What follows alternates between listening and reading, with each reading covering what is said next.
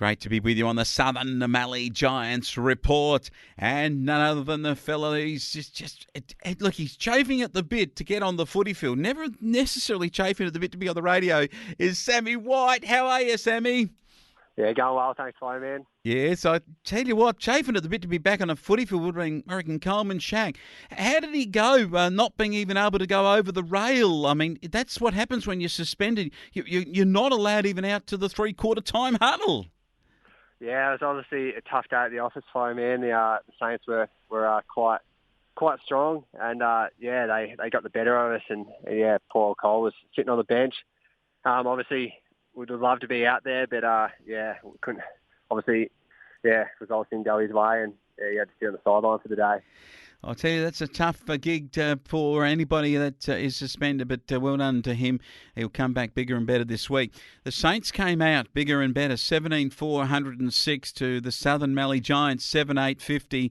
Mitch Martin kicked 10 goals, and that's almost the exact score of the difference between the two sides. Yeah, that's it, Flowman. It was quite a tough day. The Saints seemed to take their opportunities quite well. They kicked straight and handled the ball a lot cleaner than we did. So full credit to them. We were just a bit fumbly and missed some of our opportunities in front of goal. So, the Saints got the better of us. They did. I mean, Mitch Martin kicking accurately too, which is the thing. If you're forwards to finish it off, you're 7 goals 8, but still not the scoring shots to even say that you're in this game. And they outclassed you right throughout, which was the biggest surprise for me. Probably the worst loss, I think, of the season for the Southern Mallee Giants. Yeah, it probably is the biggest losing margin. Yeah, like I said, we're still we've got quite a few injuries out at the moment. People are out with the injuries at the moment. So over the next few weeks, we'll continue to get a few more players back, and hopefully towards the last 3-4 games of the year, we'll get our full list back out in the field and hopefully build towards that finals.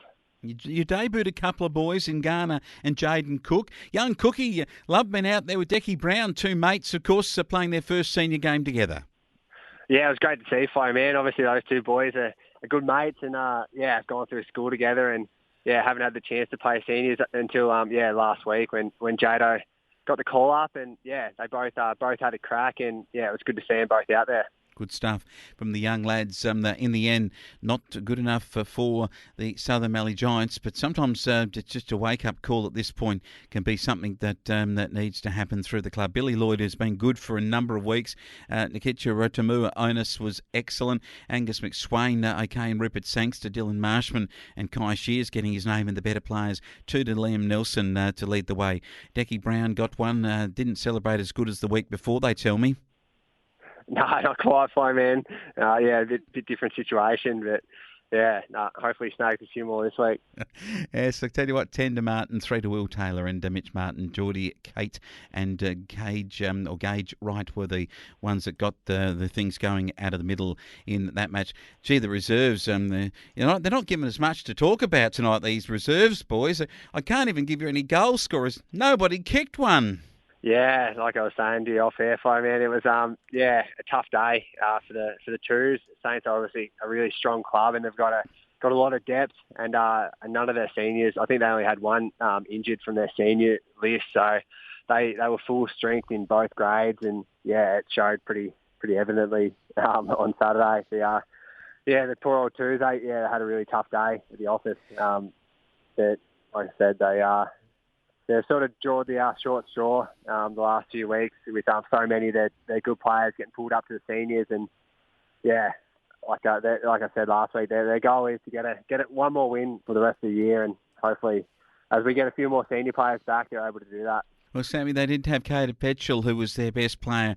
And Bubba Lehman has earned a call up to the seniors and a good effort from him. And Mike Saunders, Dylan Turnbull, Hudson McCredden and Tristan Blair, the young guns, coming along well. It was Robert Walker booting 10 goals like Mitch Martin did in the seniors. For the reserves, he did likewise. The 14s, the lads came out against one of the powerhouses of the competition.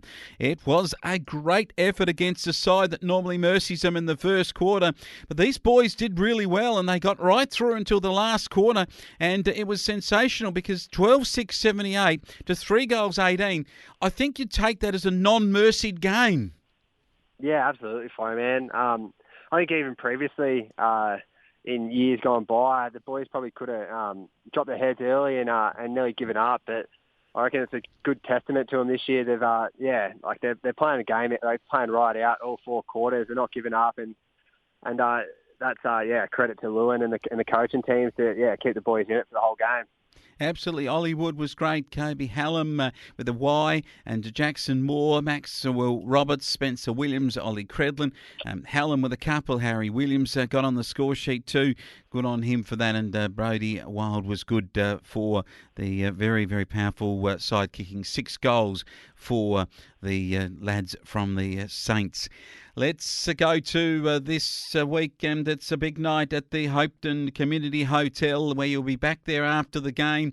It's a great opportunity playing at home to support the fantastic institution. We eat there regularly. We'll be up for the Speedfield Days and looking forward actually to getting into the Community Hotel and having a lovely meal, because they put on a very, very good meal, and also have got a good atmosphere that everyone can have after the game on Saturday night.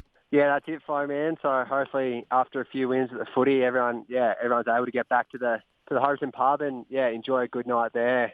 Each year, it's always a great night, good atmosphere, and good food, like you said. So hopefully as many people can get back there as they can. And support the local community hotel. Now, this is going to be interesting because Dimmy are your opposition in the seniors game. This is going to be a beauty. After last week, and Dimboola had a shock loss themselves because they were expecting to beat Stawell, but in the end got done. So this becomes crucial. You need to shore up that top 3 placing. Dimmy want to close in on you. The Saints and Ararat have gone clear. This is the moment of truth that's arrived. Coleman is back. He was on the track, barking out instructions. It was cold out on the track, but she was hot with Coleman going flat out. And it's the game you've got to win. Yeah, exactly right, Flo, man. They become pretty important this time of year. And like you said, Dimmy and Arthur both battling out for that third position, which is crucial come finals, because obviously you get the second chance. It's going to be a tough day. We know that. Dimmy, like you said, they had a shock loss to Stawell last weekend. I think most people are expecting them to win. So we're still sitting on the same amount of points on the ladder. Huge game on Saturday. And percentage will come into it too, if you still can't, if you like, shed them by the end of the season. So the reality of this is you've got to have more points. That means more games won before the end of the season. But the percentage is something too. You don't want to lose any of it in any loss in any game like last week with the Saints boys. The reserve grade, I reckon they might be a chance. Despite the fact they were flogged last week by a really, really good side, they're actually a slight chance of beating Dimmy here, because Dimmy on the ladder are in 7th place. Your Blokes are in 9th, and they could still get up and win this game. Yeah, absolutely, fine, man. I spoke to a few of the boys this week, and they were still optimistic that they're in with a chance. So, like you said, you never know what's going to happen. But the boys, they're still getting a lot to training, and as the boys keep trying, there's always a chance you can get the win. So, I reckon they're in with more than a sniff this week. I tell you what, it's going to be still tough in the midfield, because Matty Ballinger and Bubba Lehman up forward have been put up to the seniors.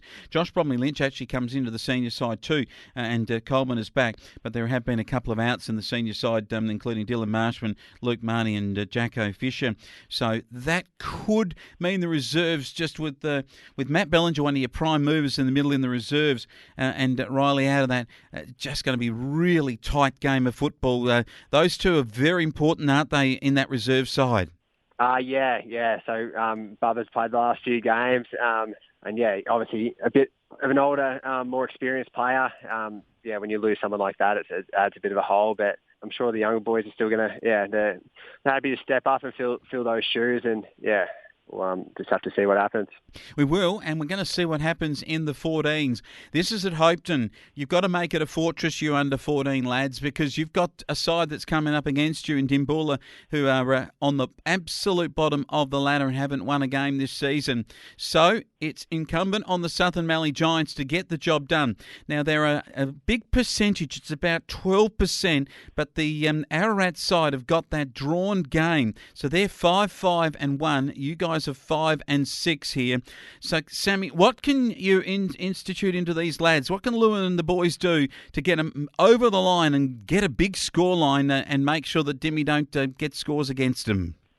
The boys are still right up and about, Flowman. They're still definitely hopeful of making finals. I spoke to Jacko Moore on Wednesday night, and he was still saying, he was letting me know what they've got to do to get there. So the mindset's definitely right for the 14s, and hopefully a big win on Saturday sort of builds that momentum to beat some of the high like Ararat the following week. Certainly will. What about at Hopeton Community Hotel? Everyone will be back there after the game. Make sure that you put in a great effort. The supporters all come to the game at Hopeton. Need a big crowd to get behind the lads so that Dimmy, who the big opposition this weekend, in the context of senior football, Dimmy are a real show here to upset the apple cart, so it'll be a big weekend.